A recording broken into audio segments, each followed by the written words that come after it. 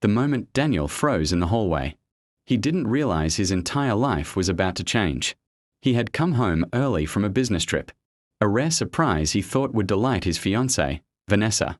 Instead, what he heard from behind the half-open kitchen door made his chest tighten. "Look at you."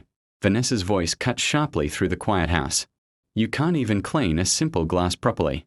Do you expect to be paid for this kind of useless work?" Daniel stepped closer, his footsteps silent against the marble floor. Inside the kitchen stood Maria, the maid who had worked in his home for years. Her hands trembled slightly as she held the dishcloth. Her eyes lowered, absorbing every word without protest. "I'm sorry," Maria whispered. "I'll fix it." Vanessa scoffed, snatching the glass from her hands and deliberately letting it slip to the floor. It shattered loudly. "Now you've broken it." "Of course you have. People like you always do." Daniel's stomach turned. This wasn't frustration. This was cruelty. Maria bent down immediately, her fingers shaking as she began picking up the sharp pieces. A small cut formed on her hand, and a drop of blood appeared, but she didn't stop. She didn't even react. Vanessa didn't notice. Or worse, she didn't care. "Clean it up and don't make a mess of my kitchen again," she added coldly, turning away. That's when Daniel stepped in. "Enough." Both women looked up, startled. Vanessa's expression shifted instantly from irritation to surprise, then quickly into a soft smile. "Daniel, you're home early," she said, walking toward him as if nothing had happened. But Daniel didn't smile back. His eyes were fixed on Maria, who quickly stood up, hiding her injured hand behind her back. "Maria, are you okay?" he asked gently. She nodded quickly. "Yes, sir. I'm fine."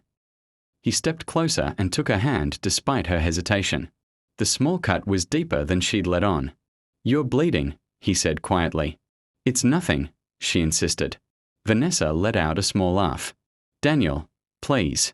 You're acting like it's serious. She's just clumsy." Daniel slowly turned to face her. The warmth in his eyes was gone now. "Just clumsy," he repeated. Vanessa shrugged. "You didn't see what happened. She ruined a perfectly good glass." "I saw enough."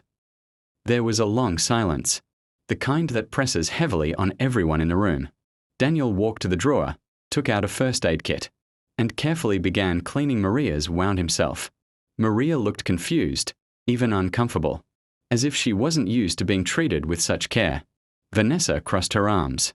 "You're overreacting. She works for us. This is her job." Daniel paused for a moment, then continued bandaging Maria's hand. "No," he said quietly. "Her job is to work, not to be humiliated." Vanessa's expression hardened. "You're taking her side over mine." Daniel stood up slowly, his voice calm but firm. "This isn't about sides. This is about respect."